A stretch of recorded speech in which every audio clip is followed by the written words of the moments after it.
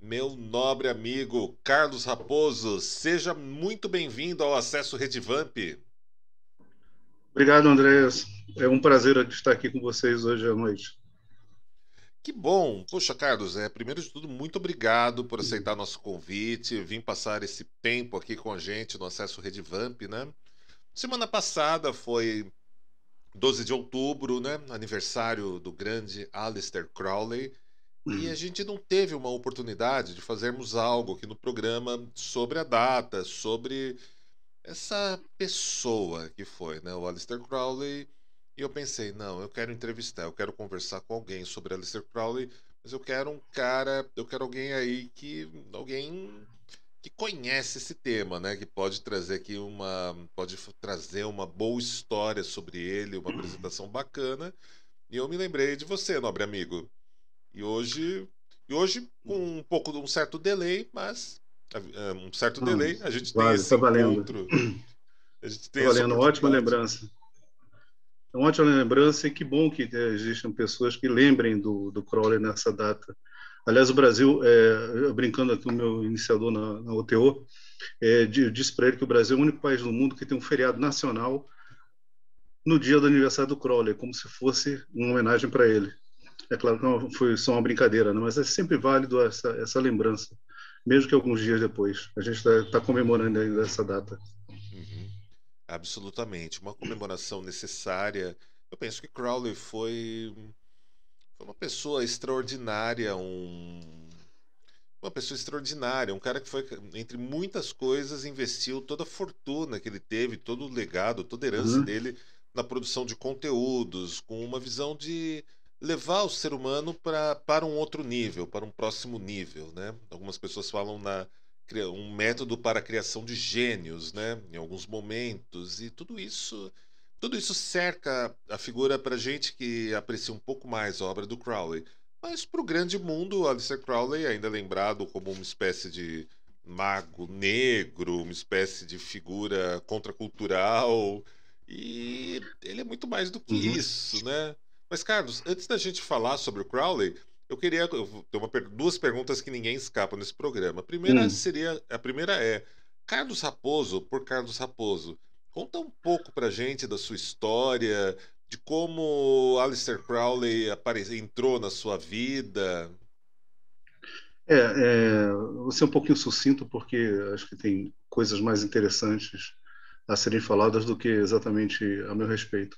Mas é interessante contextualizar isso, e eu remonto assim aos anos de 1980, quando eu comecei a treinar arte marcial e comecei a buscar por aquilo que a gente chama de espiritualidade.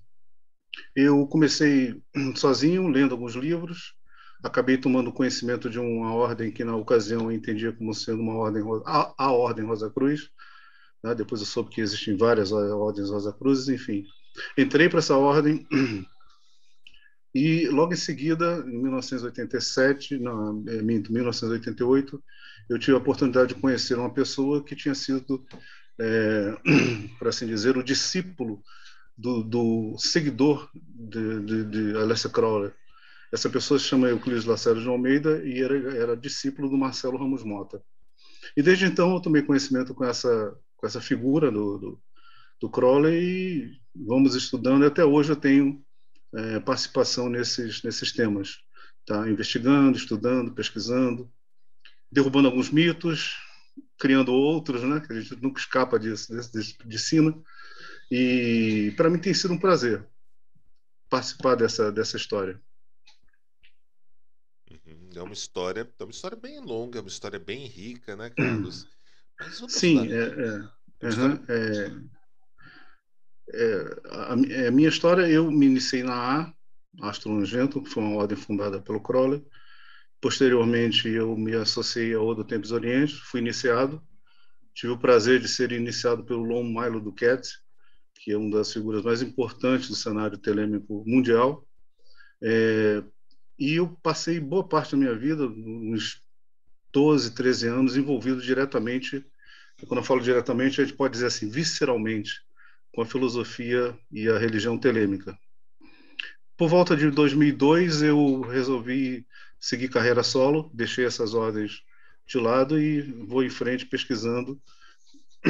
E me formei em História, sou historiador, sou licenciado em História, e vamos em frente, vamos produzindo, estudando, e assim a gente vai gastando nossa vida. Uhum. E uma boa vida, devo acrescentar, porque eu acompanho o seu trabalho há bastante tempo, Carlos. Mas Ah, que vamos bom, que falar, honra. sim, mas vamos falar dele, de Aleister Crowley. Dele, certo. Aleister Crowley, também conhecido como Tu Megatherium e também chamado de A Grande Besta, e por algumas pessoas bem tacanha do homem mais perverso do mundo. Como a gente Esse pode abordar um título, personagem tão rico? esse título de O Mais Perverso do Mundo foi um folhetim britânico, londrino, chamado John Bull, que, se não me engano, em 1923, taxou o Crowley como sendo o pior homem do mundo. Desde então, virou uma espécie de codinome dele, até usado pelos telemitas de forma muito irreverente, né? Ah, eu estou aqui lendo um livro do pior homem do mundo, estou seguindo o pior homem do mundo, e vamos ver se eu também me torno a pior pessoa do mundo, e por aí vai, né? Mas, enfim, o Crowley é uma figura emblemática dentro do cenário ocultista mundial.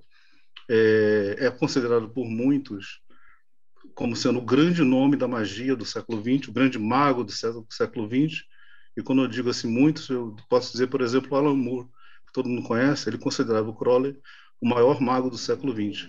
Isso está em umas entrevistas que ele já deu por aí, é fácil de encontrar na internet. Tá? É uma figura extremamente interessante de se conhecer, e eu até já tive a oportunidade de falar sobre isso. Por mais que a gente fale da vida do Crowley, sempre fica a sensação de que poderíamos ter falado muito mais, porque é uma vida extremamente rica em situações, em curiosidades, em perversidades, em situações cômicas, etc. Tá? Então, vamos ver aqui que eu posso colaborar hoje com o conhecimento do pessoal aí que está acompanhando o programa. Opa, vamos sim, vamos sim. O pessoal tá aqui no chat, tá curtindo. O pessoal assiste a gente também pela redevampirica.com. E, bom, vamos começar pelo começo, né? Como eles dizem sempre, né? De Crowley. Ele teve uma infância, ele teve pais que foram membros de uma organização religiosa bastante radical, né? Na Inglaterra. Isso, isso. Ele era filho de pastores protestantes, né? Mas não apenas protestantes. Era uma irmandade chamada Plymouth, Irmandade de Plymouth. Eles eram quaqueristas e eram, digamos assim, devotos bem ferrenhos do cristianismo. Então, o contato inicial do que Crowley teve com a literatura, assim, foi a Bíblia. Aliás, existem relatos que dizem que ele aprendeu a ler e escrever tendo a Bíblia como livro-texto. Então, o Crowley, naquele exagero dele, mais tarde, posteriormente, já adulto, ele dizia que conhecia a Bíblia, sabia recitar a Bíblia de cor, de frente para trás, de trás para frente, enfim. De tanto que foi assim o estudo dele relacionado ao cristianismo. Mas é interessante citar isso porque boa parte da doutrina e da religião do Crowley tem como fundamento a Bíblia, especificamente o Apocalipse de São João. A imagem da grande prostituta, que ele chama de, trocou o nome de Babilônia para Babylon, vem desse livro acreditado a João, o evangelista também. Né? Então, no Apocalipse, cita-se a grande besta, a grande prostituta, e ele absorveu muito desse livro para a sua própria pessoa. O título, Tu Megatherium, ou A Grande Besta, é citado no Apocalipse de João, e essa é a fonte dele relacionada a esse assunto. Uhum. E reza uma lenda, né? Uma lenda que foi a mãe dele que o batizou de grande besta, depois dele pegar, depois ele dar uns pegas numa empregada ou algo parecido. É verdade essa história ou é mito do pessoal? Não, de fato, ele era uma criança muito agitada, muito traquina, né? Aprontava bastante. Ele diz que a primeira experiência científica dele foi matar um gato quando era criança, porque disseram para ele que o gato tinha 9 vidas. Então ele, movido por um, entre aspas, espírito científico, matou o gato para ver quantas vidas ele tinha e descobriu que o gato só tinha uma vida mesmo. Mas, assim, graças a essas traquinagens todas, ele aprontou alguma lá dentro da casa e a mãe pediu para ele ficar quieto porque ele estava se parecendo com a grande besta do Apocalipse. E isso foi tão forte na vida daquela criança, né, que ele assumiu para si esse título e foi um dos seus principais motes mágicos ao longo de sua vida. Uhum.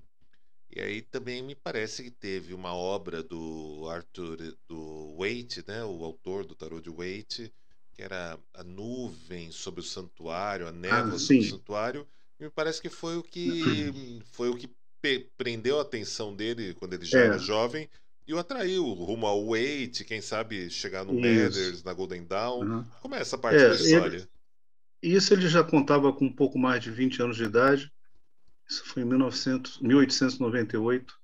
Ele estava numa cidadezinha ao pé dos Alpes suíços chamada Zermatt. E ele encontrou um amigo dele, químico, chamado Julian Baker. Ele conversando com o Julian Baker, conversando sobre química, e o Julian Baker mostrou que tinha alguns conhecimentos de alquimia. Uhum.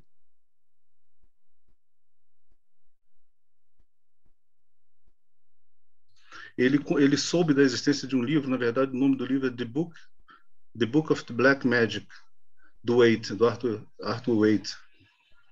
Ele Hum. leu o livro, achou muito interessante, escreveu para o autor, Waite, Uhum. e posteriormente ele criou uma inimizade muito grande com o Waite, porque ele achava que o sujeito era um americano pomposo e dipsomaníaco.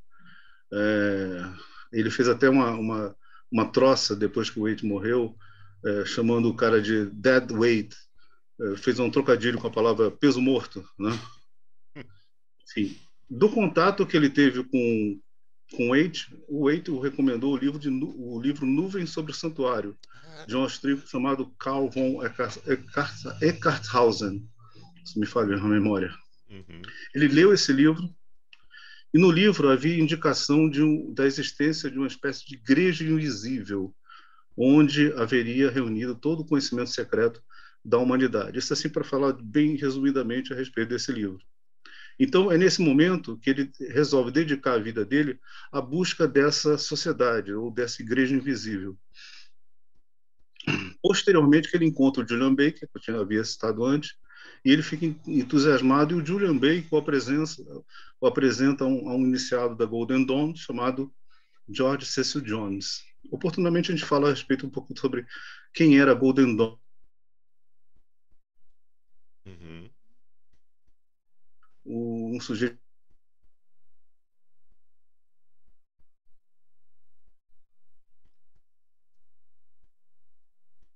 Ué, acho que a gente.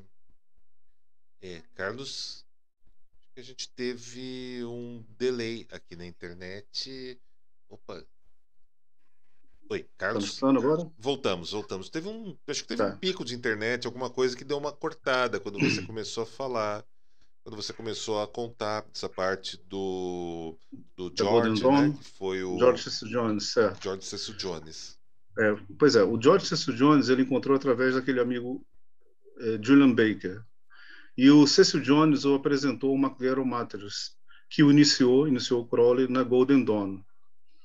Tá? Aí começa toda, digamos assim, a carreira mágica do Crowley. Ele teve uma ascensão muito rápida pelos graus da Golden Dawn, era amigo do Matters pessoal. O Matters quis que ele entrasse no círculo interno dessa ordem, da Golden Dawn, mas aí houve alguns problemas, algumas brigas entre os membros da segunda ordem. A Golden Dawn era dividida em três ordens, a externa, a interna e a secreta. E nessa passagem do Crowley da externa para a interna, houve esse problema todo, essa briga toda. E, assim, para resumir, o Crowley acabou saindo da Golden Dawn e foi tratar da sua própria vida, né? Ele comprou, é outra passagem bem interessante da vida do Crowley, que em 1899 ele comprou uma mansão às margens do Lago Ness, na Escócia, uma mansão que ele chamou de Boleskine, que ele considerava a morada da besta, né, que ele mesmo. Uhum. E ali ele tentou executar o ritual de Abramelin, um ritual para se fazer contato e para se ver e conversar com o sagrado anjo guardião pessoal. Esse ritual não foi levado a cabo totalmente, porque ele recebeu um pedido de ajuda do Matters, então ele se despencou lá da Escócia de volta para Paris, o Matters estava em Paris, e acabou que dessa ida ele brigou com o Matters e se separou definitivamente da Golden Dawn. Né? Então, é mais ou menos assim o início da carreira mágica do Crowley. A partir daí ele funda uma ordem, também com aquele outro amigo que o havia apresentado ao Matters, George C. Jones, e essa ordem se chama a Ordem da Estrela de Prata, ou Astrum Argentum, a famosa AA do Crowley. Essa peça tem bastante história também. E, Carlos, tem uma mulher na vida de Crowley por volta de 1904, uma jovem esposa, uma viagem ao Egito e uma estela da Revelação, se eu não me engano, no Museu do Cairo. Como é essa parte da história? Essa é uma das partes mais interessantes da vida do Crowley e é uma parte muito importante para se conhecer a fundação da, eu chamo hoje religião telêmica, né? Mas muita gente não gosta do termo religião pelas coisas que o termo traz, né? As coisas negativas que o termo traz. Mas, enfim, o que aconteceu naquela época é que ele, longe da Golden Dawn, meio descrente das coisas, tinha acabado, não tinha concluído a operação de Abramelin. Ele conhece a irmã de um amigo dele, um amigo chamado Gerard Kelly. Essa irmã, de nome Rose Kelly, ele conhece a garota. Ela, se não me engano, ela tinha era um ano mais velho do que ele. Ele devia ter por volta de 28, 29 anos de idade, ele, Crowley. E conversando com essa garota, ela diz que ela está muito desgostada da vida porque estava sendo obrigada a casar com uma pessoa que ela praticamente nem conhecia. E o Crowley fala assim, a gente resolve isso, vamos nos casar. E ela, por, não digo sorte ou azar, ela aceita e o Crowley casa com a garota, eles viveram uma paixão fulminante e partiram. Ele casou no dia 12 de agosto de 1903. E eles partem para uma viagem de lua de mel. Agora, você imagina naquela época, o Crowley tinha herdado uma boa quantia do seu falecido pai, e ele começa a viajar em agosto, vai pela Europa, visita a Ásia, a China, Ceilão, fica lá pelo Oriente Médio um pouco, passa pela África, e essa viagem de lua de mel é tão longa que, olha só, eles casaram em agosto de 1903. Então, em abril de 1904, quer dizer, 7, 8 meses depois, eles ainda em lua de mel, eles passam pelo... Que bom, né? Eles passam pelo Cairo. E o Crowley faz uma troça dizendo que ele conseguiu fazer um ritual dentro da pirâmide para invocação de Tote, Deus Tote. O objetivo dessa invocação era, agora você vê, mostrar silfos para a esposa. Tá? Os silfos não aparecem, a esposa não os vê, no entanto, ela tem um vislumbre de alguma coisa. E ela diz para o Crowley, você ofendeu Horus, e Horus quer falar com você. Então ela dá algumas instruções para o Crowley põe a teste, faz várias perguntas para saber se ela está falando a verdade. Na conclusão dele, ela está falando a verdade e ele se prepara para um determinado ritual que aconteceria 3 dias consecutivos, de meio-dia a 1h da tarde. Então, o que basicamente consiste? Ele pega folhas de papel e, durante esse período, ele começa a escrever um livro que, posteriormente, ele chama de Liber Legis, ou Legis, né? O livro da lei, que é o documento fundamental da religião telêmica. Ele funda a religião telêmica em 1904. E essa é uma história bem interessante, que os telemitas gostam de contar. O que nós sabemos a respeito dessa história vem pelos próprios textos do Crowley. Tá? Então, nós não sabemos até que ponto existe fantasia ou realidade, ou são as duas coisas misturadas. tá? Mas basicamente é esse o relato do início da religião de Telemann, da mudança do Aeon que ele tanto propaga. Uhum. Essa é a mudança. E aí que a gente tem o início da Telema. É Carlos, exatamente, o que é sim. Telema? Para quem tem muita gente que assiste o Acesso Redvamp que também está descobrindo todo esse universo, Uhum. né, da gente. Conta então para eles um pouco o que é essa religião, como você apresenta, criada, instituída, iniciada pelo Crowley. Antes de mais nada, eu vou dizer que o termo religião não é muito bem aceito pelos telemitas. Contudo, eu até, em 2004, eu publiquei um texto falando assim, Telemann, uma religião da nova era, em homenagem ao centenário de escritura do Livro da Lei.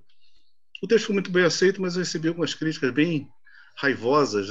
Naquela época já existiam os haters, né? Acho que todos nós estamos acostumados com eles, né? Hoje em dia. Me criticando por ter chamado Telemann de religião. Aí eu escrevi um outro texto dizendo o seguinte, afinal de contas, Telemann é ou não é religião? E demonstrei assim, cabalmente, que o Crowley considerava Telemann religião. Ele falava assim, você pode comer, pode beber, pode fazer o que quiser. Tudo isso faz parte da nossa religião. Quer dizer, o próprio Crowley dizia isso. E outras figuras bem expoentes atualmente dentro do cenário telêmico chamam Telemann religião. Então, para mim, isso é um ponto mais ou menos que não existe dúvida, tá? Contudo, as pessoas podem optar por ser uma filosofia de vida, ou uma regra de vida, ou um referencial, enfim. Mas, respondendo assim agora a sua pergunta, basicamente, Telemann que é o termo grego para vontade. Tá? Então, assim, numa explicação rasteira, seria uma religião onde você aprende a realizar a sua vontade. Tá? Então, basicamente, é essa a definição de Telemann. Existem muitas coisas a aprender relacionadas a isso e não, por incrível que pareça, não existe assim irresponsabilidade envolvendo a prática telêmica, muito embora algumas pessoas possam ser extremamente desagradáveis e irresponsáveis em fazer o que quer, né? Mas assim, em tese seria isso.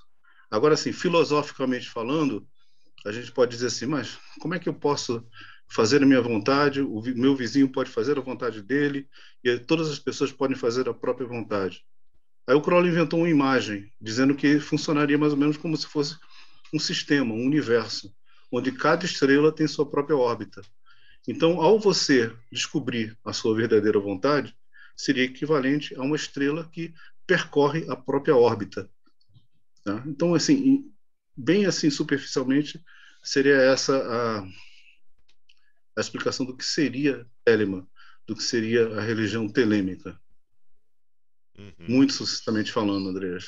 Bem, bem sucintamente, mas eu acho que já o mais importante é a gente jogar uma linha para as pessoas que se interessam verdadeiramente irem atrás, né? Irem atrás dos livros, de podcasts, entrevistas, né? A gente aqui lança os caminhos para vocês. Percorrer os caminhos é uma tarefa de cada um, né? E Carlos, Uhum, estamos lá, 1904. Aleister Crowley inicia a Telemann. E como uhum, são esses isso. primeiros anos da Telemann? Ela tem um apelo muito grande. Eu me lembro de sempre ver a Telemann muito associada a diletantes, vanguardistas, artistas plásticos, músicos. O Marcelo Deldébio, quando esteve algumas vezes já por aqui, no Vox Uhum, Vampírica também, ele sempre comentou que o Crowley ficou mais popular depois que ele apareceu na capa do Sgt. Pepper's Lonely Heart Club dos Beatles. isso. Uhum, Mas me isso. parece que sempre teve uma efervescência ao redor da figura do Crowley, tanto dos diletantes, dos artistas, quanto também da galera da nobreza, da galera com dinheiro, né, na Europa, em outros países. É isso mesmo Certo. ou já é uma certa fantasia isso? Não, não, é exatamente isso. O Crow teve uma vida muito conturbada e ele foi muito evitado enquanto esteve vivo. Para se ter uma ideia, essa escrita do livro da lei aconteceu em 1904 e ele praticamente até o final da vida dele, em 1947, ele produziu, escreveu e publicou diversas obras. Mas ele era tão evitado que por volta de 1942, uma parceira dele chamada Frida Harris, que ajudou o Crowley a desenhar o Tarot de Thoth, fez uma exposição em Londres com as primeiras lâminas dos arcanos maiores, e o Crowley foi proibido de comparecer. Mais do que isso, o nome dele foi assim, não apareceu na exposição. A exposição só se realizaria se a Frida. Carlos, acho que teve um delay.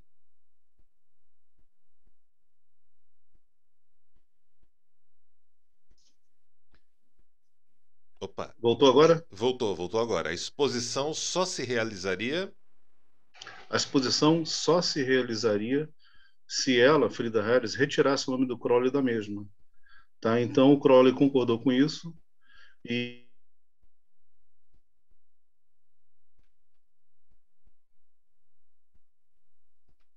Opa, acho que mais um. Tivemos mais um delay.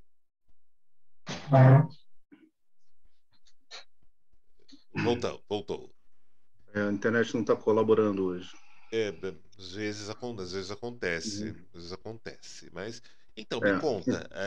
Assim, teve os dois delays, o Crowley não podia aparecer na não podia própria aparecer exposição. exatamente, nem o nome dele apareceu na exposição.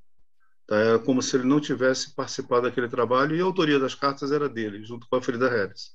Uhum. Tá? Então, isso é só um exemplo de como ele era evitado ainda em vida.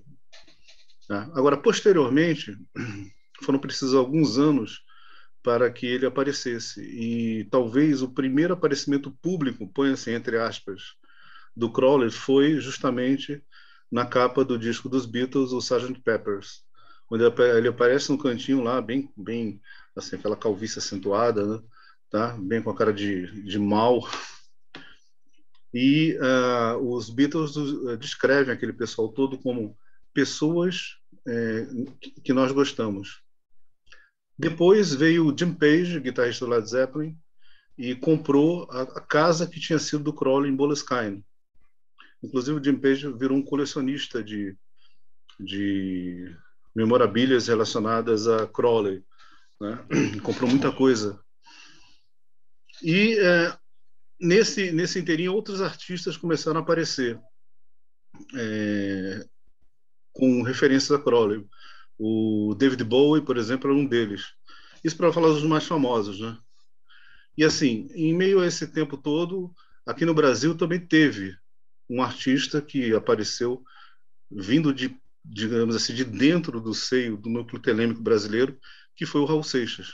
O Raul Seixas teve contato com Euclides Lacerda de Almeida e com Marcelo Mota. Tá? E produziu as músicas em parceria com Paulo Coelho e Marcelo Mota. Algumas músicas. E ele, Crowley, começou a ser mais conhecido, graças a esses artistas todos. Tá? Mas isso foi bem posterior à morte dele, 20 anos depois da morte do Crowley. Tá? E hoje em dia, então, todo mundo conhece agora, todo mundo já ouviu falar do Crowley. É verdade, é verdade. Tem uma pessoa que encontrou o Crowley, que é uma das minhas passagens favoritas, que é, na verdade, Crowley foi atrás do grande poeta português, né, o Fernando Pessoa. Uhum. Essa outra E passagem é bem interessante. essa passagem é muito legal. Você pode comentar ela um pouco pra gente? Sim, o Crowley publicou em 1909 as suas confissões, né, Confessions. E, aliás, existe uma brincadeira relacionada a isso, porque é uma coisa bem curiosa como ele batizou as Confessions. Por exemplo, se eu escrevo a minha vida, eu escrevo uma autobiografia. Se eu escrevo a vida de um santo, eu escrevo uma hagiografia. Ou se eu escrevo a sua vida, por exemplo, eu escrevo também uma biografia. O Crowley resolveu publicar a autobiografia de um santo, que era ele mesmo. Então ele chamou as Confessions de autoagiografia, tá? Um termo que até então não existia. E nessas confissões, ele publica, no final do livro, um mapa astral. Ele é libriano com acidente em virgem, enfim. Me esqueci o mapa astral do Crowley, tá? Desculpa. Mas, assim, além de escritor notável, o Fernando Pessoa era astrólogo. E ele recebeu os confessos do Crowley, leu ficou assim ávido por conhecer o Crowley, mas ele não sabia exatamente como fazer para chegar até o Crowley. Então, como ele era astrólogo, ele viu esse mapa astral e julgou que o mapa astral estava errado.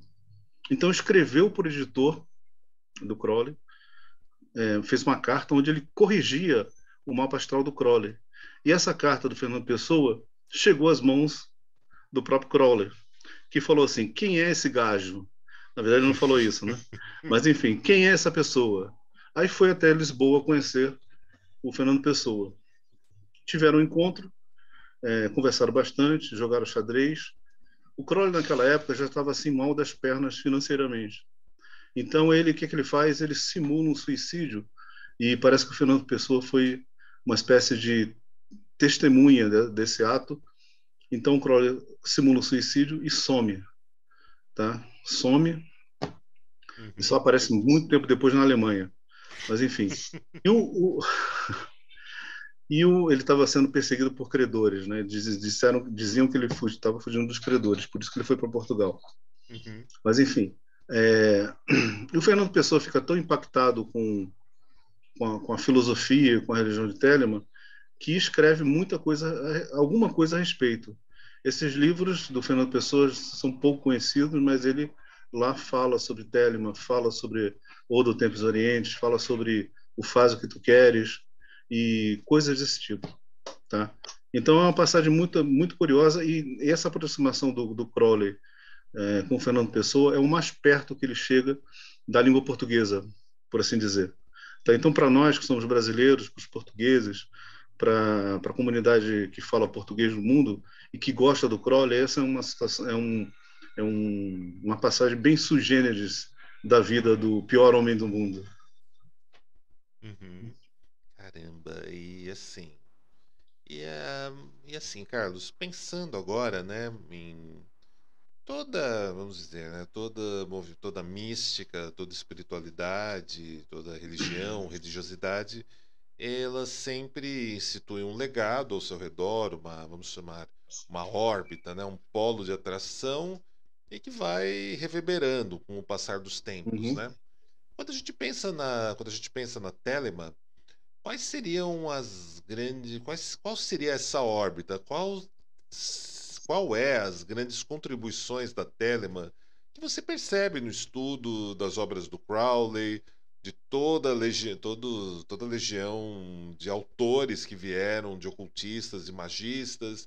O que você Uhum. percebe que são assim as grandes realizações que ele deixou e que ele inspirou no legado dele? É uma resposta muito longa, tá? Porque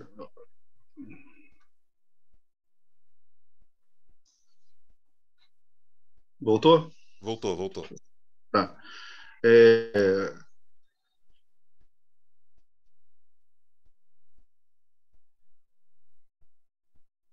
Peraí, acho que voltou. Agora voltou. tá dando um sinal aqui de internet instável. Mas vamos lá. Depois da morte do Crowley e com o advento desses artistas todos que começaram a falar a respeito dele, né, do Crowley, a gente teve assim, digamos, uma proliferação de obras do próprio Crowley a respeito do Crowley ou influenciadas pelo Crowley. Então, atualmente, é muito difícil, se não impossível, coisa que difere da minha época, dos anos de 1980, tá? É, é muito difícil você ter um estudante de ocultismo que não tenha, digamos assim, uma referência em Crowley, tá? De tão abrangente que está essa obra atualmente. Então, além disso, o Crowley influenciou diretamente uma série de outros ocultistas. Por exemplo, você já deve ter ouvido falar no Alcin Osman Spare, que foi, digamos assim, entre aspas, o pai da Chaos Magic. Tá? Ele foi discípulo do Crowley. E era Uhum, um discípulo tão notável que o próprio Crowley considerava o Spare um mago negro, assim, por assim dizer. uhum. Austin Osman Spare, um dos meus artistas plásticos favoritos de todos os Isso, tempos. isso. Ele é fantástico. E eu não sei se você escutou falando sobre o Crowley considerava o Spare um mago negro. Tá? Escutei, Aham. Escutei. Porque o Curioso. Sper era muito voltado para si mesmo, para umas práticas bem reservadas. Mas, assim, o fato do Crowley... Existe uma pecha de ironia em relação ao Crowley chamar alguém de Mago Negro. Tá? E o Crowley devia estar movido por essa ironia quando o chamou de Mago Negro. Mas, além do Sper, você tem outros autores do quilate do Kenneth Grant, que toda a obra do Grant é muito calcada no contato que ele teve com o Crowley, contato nos últimos 3 ou 4 anos da vida do Crowley. O Kenneth Grant foi seu secretário. E tem, assim, o Alan Moore, por exemplo, que tem essa produção maravilhosa de quadrinhos. Ele tem também, assim, uma influência muito grande do Crowley. Então, assim, a abrangência que os textos do Crowley têm atualmente é muito grande mesmo. Tá? Como eu havia falado, é difícil você ter um estudante de ocultismo atual que não tenha como referência o Crowley, tá? Nem que seja para criticar. Mas, atualmente, fica fácil você conhecer Crowley, basta escrever o nome dele na internet. Né? No meu tempo era um pouco diferente, mas mesmo assim a gente conseguiu reunir um materialzinho interessante a respeito. Uhum, é verdade. Eu conheci muito do Crowley através da obra do Kenneth Grant, né? Isso, isso. Foi o meu primeiro contato, assim. Primeiro contato não, né? Mas, assim, de conhecer um pouco mais das ideias do Crowley, do Sper, tudo começa com o Renascer da Magia, né? Do Kenneth Grant, para mim. Exatamente, exatamente. Aí foi. O Renascer da Magia, os 3 primeiros livros do Kenneth Grant, Renascer da Magia, o Hidden God, do Deus Oculto, Crowley do Deus Oculto e o Culto às Sombras, Culto das ele Sombras. fala, o terceiro livro do Kenneth Grant é o Culto das Sombras. Ele fala numa série de ocultistas e, de certa forma, é o Kenneth Grant quem apresenta o Alcin Osman Spare para todo mundo. Uhum. Tá? Através desse livro, Renascer da Magia, principalmente do Cult of Shadow, ele fala muito do Kenneth Grant e a gente toma contato com a obra desse artista que é maravilhoso. O Spare é simplesmente fantástico. Uhum. Sim, sim. O pessoal fala muito, né, dele como talvez uma das figuras que inspira, né, a Chaos Magic, mas eu não consigo desvincular o Sper de uma espécie de bruxo tradicional trancado em Uhum. Londres no meio da Segunda Guerra. É verdade. Inclusive, parte do conhecimento dele mágico é acreditado a uma tutora que, segundo o Kenneth Grant, era uma bruxa. Tá? Uhum. Aí você imagina aquela imagem bem tradicional e canhestra que nós temos a respeito de bruxa, que é uma senhora muito idosa, curvada. Era essa a tutora do Sper. Tá? Então, daí que vem um conhecimento dele. Certamente ele era um tremendo bruxo também. É verdade, tem muitas histórias ótimas dele, né? Talvez pelo fato de eu mexer com arte também, né? Com toda essa questão. Fico imaginando ele na casa dele, cercado pelos gatos, né? Que ele adorava. E, tem até uma. O pessoal, acho que eles exageram um pouco na história, né? Que ele se recusou a pintar um retrato do Hitler e Hitler exigiu que o bairro dele fosse bombardeado com mais ênfase. Eu não conheço essa história, não. Depois eu vou pegar a referência. Pois é, assim, eu acho que o pessoal dá aquela glamourizada na história, né, Carlos? Mas é assim, tipo, Tem uma bombardearam, história muito bombardearam, boa. Uhum. Me bombardearam, deu... bombardearam, a casa dele ficou de pé e saiu lá, o pessoal viu que ele estava bem e ficou quieto. Depois que ele morreu, né, acho que o pessoal começou a sentir o cheiro, viu que tinha alguma coisa errada, foi abrindo a porta e foram lá ver. Encontraram ele morto e tal, e no meio da sala dele, a mesinha de centro era uma bomba, né? Eita, caiu a bomba lá dentro. Tinha um buraco no teto, que acho que ele só fechou as telhas depois, ele mesmo, e ficou o forro estourado e tudo mais. E lá no centro da sala tava a bomba com uma tampa, com um tampo de vidro em cima. Pois é, outra pessoa que tem uma relação com os Sper e que também aprendeu muita coisa com o Crowley foi o Gardner, o Gerald Gardner, que é Sim. considerado o pai da Wicca, da bruxaria moderna, depois chamada de Wicca. E existe uma história curiosíssima, não sei se você conhece, o Gardner achou que estava perdendo sacerdotisas para o Kenneth Grant. Olha só que coisa de posse. Ele chamou um amigo dele, que era o Sper, e disse assim: eu tenho que recuperar uma propriedade que agora está com com outra pessoa. Ele não disse o nome do Kenneth Grant porque o Sperry era amigo do Kenneth Grant. Então eu queria que você fizesse uma magia, você, Sperry, né, fizesse uma magia para que eu recuperasse essa coisa. Aí o Sperry montou lá um sigilo mágico, não sabia de quem se tratava, montou um sigilo mágico para que essa, entre aspas, propriedade voltasse para o Gardner. E aí lançou, parece que a loja do Kenneth Grant foi destruída e a pessoa em questão fugiu para outro país e acabou que faleceu em outro país a pessoa. Mas essa é uma história que está relatada em livros, Caramba, essa eu não tá? Então, conhecia. depois eu te passo a referência, Opa, tá? legal. É uma historinha bem curiosa. Bem singular, né? Kenneth Grant também é um outro cara com uma história, o templo de Lodge New Isis, né? Isso, Ele, a a loja esposa Nova Isa. dele, ele, a esposa dele que era artista plástica também. Uhum. Cara, quando o Kenneth, anunciaram a morte do Kenneth Grant na internet, pra mim, cara, Mais de 90 anos. foi como perder um parente pra mim. Mais de 90 anos. Foi muito louco, Carlos. Tipo assim, foi um Uhum. negócio. Até a edição. Tinha uma edição do meu programa, na época era um programa de web radio, a Vox Vampírica, né? Foi uma edição que eu fiz inteira só com blues e jazz, troquei toda a trilha sonora. Mas fiquei assim, nossa, fiquei muito sentido na ocasião, né? Que os livros dele foram uma espécie de Fazem companheiros, parte, fazem faziam parte da nossa parte da minha formação. vida, da minha história, né? E, nossa, foi um negócio assim que me abalou, me bateu muito no peito na ocasião. E o Kenneth Grant tem uma característica que o Crowley não tinha, né? O Regardi dizia que o Crowley escrevia com uma pilha de dicionários do lado, para que ele procurasse os termos mais complicados e colocasse lá nos textos dele. Uhum. O Kenneth Grant não. O Kenneth Grant era uma escrita extremamente fluente, de fácil leitura, de fácil absorção, tá? E deixou também uma legião de fãs. Tá, alguns críticos, né? Porque ele tinha um defeito de ele chutar assim as informações, mas foram livros que fizeram parte da formação de muita gente, inclusive a minha. Tá? Uhum. Então, também, quando eu soube da morte dele, perdi uma referência viva, né? Digamos assim. É verdade. É verdade. Mas tem uma obra maravilhosa que está por aí e cabe a gente estudá-la.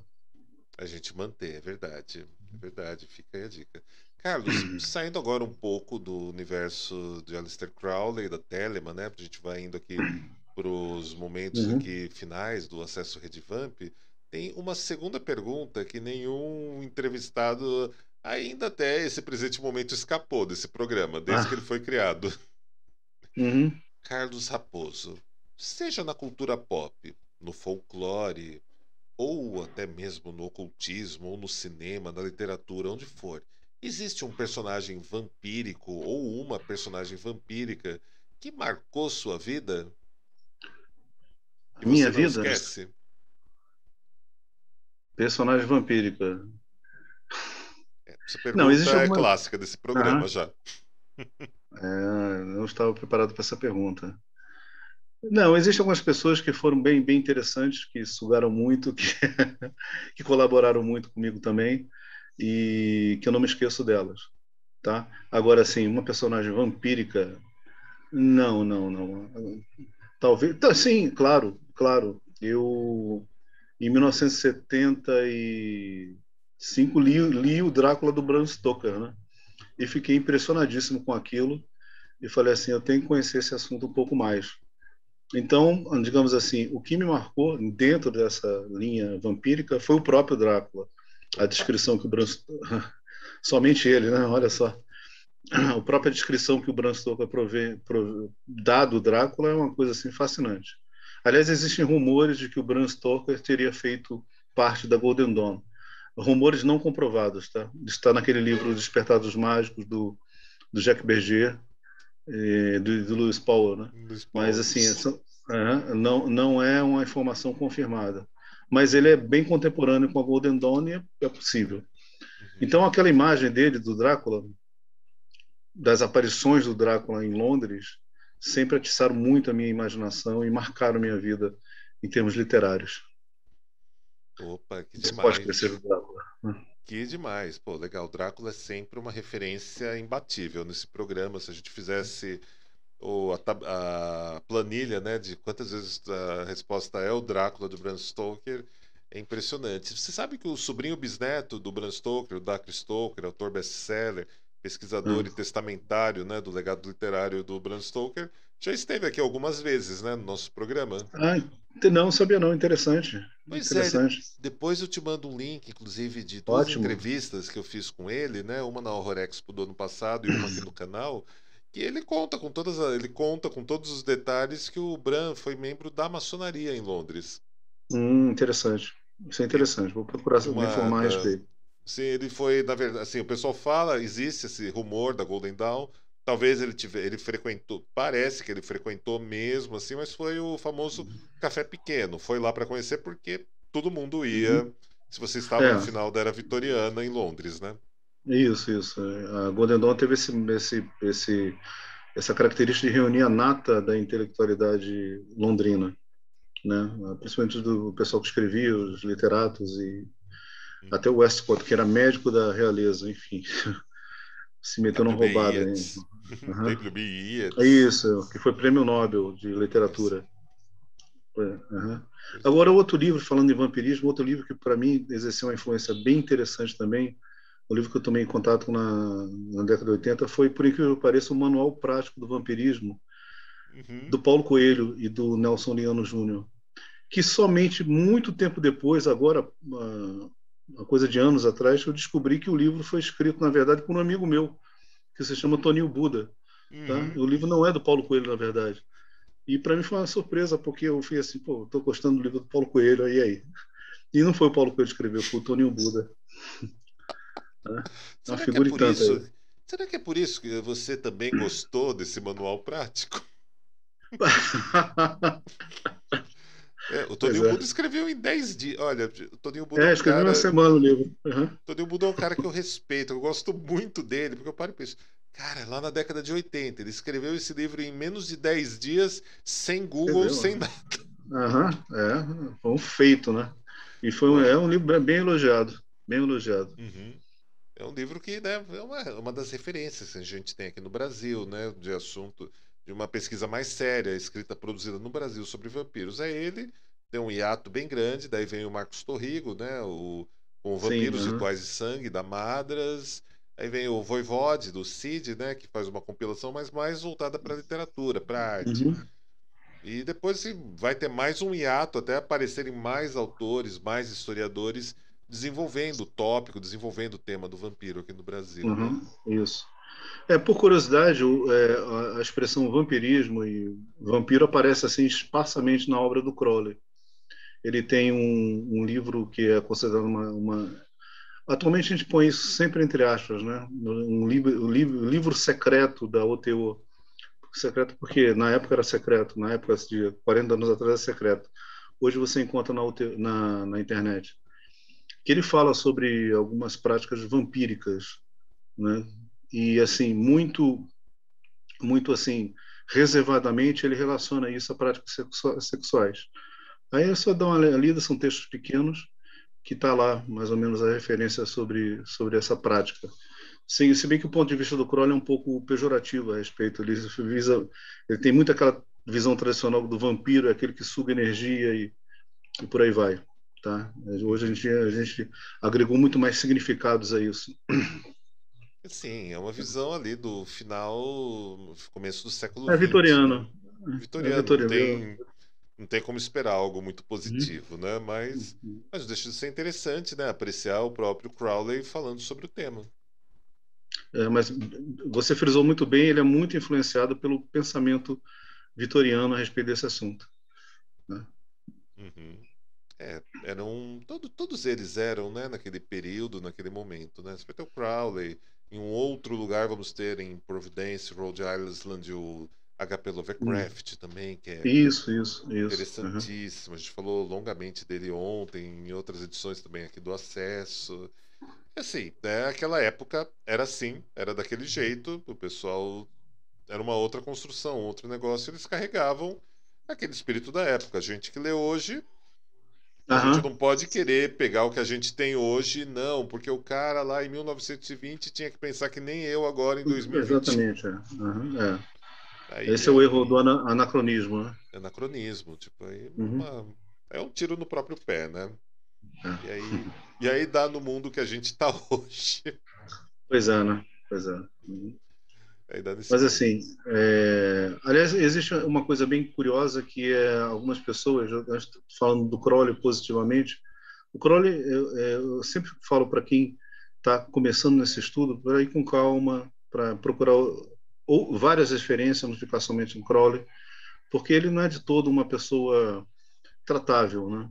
Ah, a gente que estuda a vida dele sabe que ele teve muitos problemas com relacionamentos pessoais, tá? Ele deveria ser uma pessoa pouco tolerável, né? Alguém que a gente tolera pouco pelas excentricidades e coisas que tais.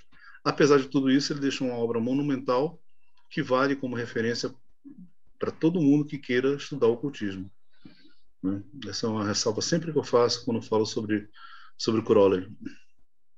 E a Uhum. tendência que se tem de enfeitar o Crowley é muito grande, né? Porque também, né, alguém que se autodenominava besta do Apocalipse, não se espera muita coisa a respeito de não ser fantasiado, né, por assim dizer. É verdade. E ainda mais fazer isso no final do 19, começo do 20. E assim, hoje em dia é muito fácil falar que é um Lorde da Escuridão. Uhum, uhum, Naquele tempo era é, complicado. Carlos, isso. quero te agradecer pela tua presença, pela tua participação aqui no Acesso Redivamp hoje. As portas estão abertas. Eu quero você no programa Vox Vampírica, né, que é o nosso podcast. Lá a gente Legal, tem legal, tempo livre, lá a gente tem um tempo muito maior para a gente poder papear, conversar e legal. levar esse assunto ainda mais longe. Você topa participar? Certamente, a gente fica mais à vontade de falar com um pouco mais de detalhes sobre esses assuntos tão intrigantes e interessantes que envolvem a vida do Crowley, Telemann e personagens afins, né? Vai ser um Uhum. prazer. Obrigado pelo convite. Opa, que bom. Carlos, para a nossa audiência encontrar você, conhecer um pouco mais das suas pesquisas, dos seus trabalhos, onde eles te acham nas A redes forma mais fácil de me sociais? encontrar é o meu site, eu chamo site raiz, né? É carlosraposo.wordpress.com. Lá tem todos os meus contatos com Facebook, Twitter e demais redes sociais, tá? Então, carlosraposo.wordpress.com. Opa, tá aí, tá aí. Então conheçam mais do trabalho do meu nobre amigo Carlos Raposo. O acesso Redivamp de hoje fica por aqui. Eu quero já aqui aproveitar e fazer um agradecimento para o pessoal que está logado aqui, está conectado com a gente aqui na Twitch. O queridíssimo Lord Seito, um forte abraço. O Lord Seito hoje escutou 20 edições da Vox Vampírica seguidas. Pelo amor de Deus, Lorde, agora vai descansar, vai fazer qualquer outra coisa, vai fazer qualquer outra coisa. Esquece um pouco o que você ouviu, que nem eu me aguentaria ouvir 5 edições seguidas do meu próprio podcast. Vai descansar um pouco agora, Lorde Seito. Deixar aqui um abraço também para o Ed Artista, que mandou saudações para você, Carlos. Deixou um Obrigado, abraço. saudações, Ed. A queridíssima Câmida, Marcelo Rocha, Daisy Vesker, Leon Enke que está aqui com a gente também, André Balparda do programa Friday I'm Love, Sombra MacLeod, Claire Sir Christory e o meu queridíssimo amigo Arset, que também está aqui na nossa audiência. Carlos, uma vez mais, muito obrigado por estar aqui com a gente hoje. E o Acesso Redivamp fica por aqui. Todos os dias, 19h15, a gente está entrando no ar com convidados fantásticos, boa música e bons temas aí sempre para vocês aqui na twitch.tv Redivamp. No restante do tempo, acessem sempre redevampirica.com. Esse podcast vai se transformar em vídeo no YouTube e mais futuramente também vai figurar lá no Spotify. Ok, muito obrigado, amigo. Valeu, valeu, Carlos. Como todos, não creio no que creio. Talvez possa morrer por esse ideal. Mas enquanto não morro, falo e leio justificar-me. Sou quem todos são, modificar-me para meu igual. Acaba lá com isso, coração. Acaba lá com isso, coração. Acaba lá com isso. Acaba lá com isso.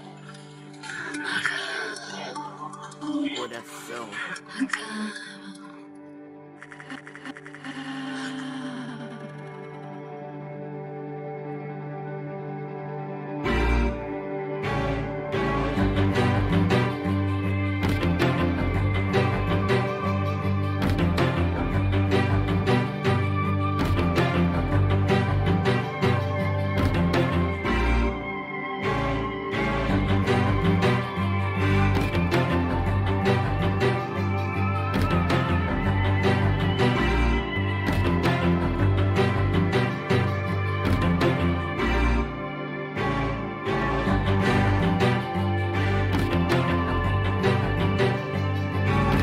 Sangue.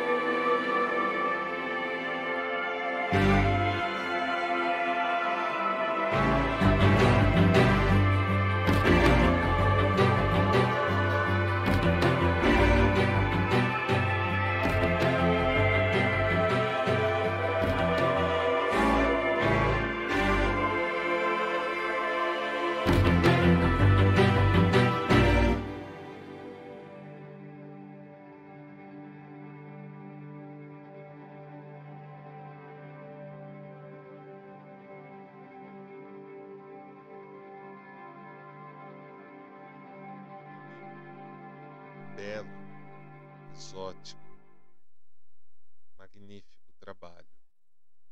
Magnífico trabalho de todos os envolvidos. É bem difícil até dizer alguma coisa depois de sermos golpeados tão certeiramente por arte da melhor qualidade, do calibre dessa apresentação, dessa performance belíssima. Mas ainda assim, eu tenho que dar alguns recados de encerramento desse programa, é bem verdade. Então, desde já, eu quero agradecer a participação, a presença de vocês que ficaram com a gente até o final hoje. Vabrita, Marco Nens, muito obrigado pelos beats, inclusive, meu nobre. Lilith Sangria, Juan Cabardo, Gia BC, Kaká Safiotti, Agnox, todos vocês que estão assistindo a gente aí na redevampirica.com, vocês aí também que assistem a gente aqui pelo Twitch, que não fazem o login, não participam do nosso chat, não sabem o que estão perdendo. Muito obrigado aí, né? Gratidão, gratisombre, gratilúcifer pela participação. Acesso ao Redevamp no ar todos os dias, das 19h15 até aparentemente às 21 horas e um pouco mais, de vez em quando. Então estejam com a gente. Se vocês gostam do nosso trabalho, já assinam Prime Video aqui na Amazon, torne-se nosso assinante. Faz o login lá na sua conta do Prime Video da Amazon, volta aqui e clica em assinar. E você já faz a sua assinatura gratuitamente. Se você se apaixonou pelo Acesso Redevamp, pelos nossos conteúdos, você também pode assinar diretamente aqui do próprio twitch.tv Redevamp. Sai R$ 7,90 por mês. Atualmente é bem mais fácil se tornar subscriber do que era há um mês atrás. Então aproveitem, façam sua inscrição. Mas agora, se vocês realmente amam a Rede Vampírica e todos os conteúdos que nós criamos aqui sempre para vocês, venham nos apoiar no Campus Strigoi. Lá temos grupos de orientação, prática, estudo de cosmovisão, espiritualidade mística, vampírica. Estamos aí preparando também um conteúdo exclusivo de apreciação, história da arte e da literatura de temática vampírica de todos os tempos. Material aí fantástico. Venham nos apoiar lá também. Lá vocês também participam gratuitamente da Fensas e Festa Online. Ajudam a gente a trazer para a realidade a nossa nova edição da revista Rede Vamp, agora em formato grande, um item de colecionador muito especial. Eu deixo o meu eu do passado agora falando sobre o que é o Campus Strigoi, lá em catarse.me Rede Vamp. Eu espero vocês amanhã, 19h15, aqui na twitch.tv Rede Vamp. Gratidão, gratsombra e gratilúcifer a todos. Saudações, eu sou o Lorde A, criador do portal redevamp.com. Eu sou artista plástico, DJ, produtor de eventos, apresentador do Vox Vampírica desde 2006.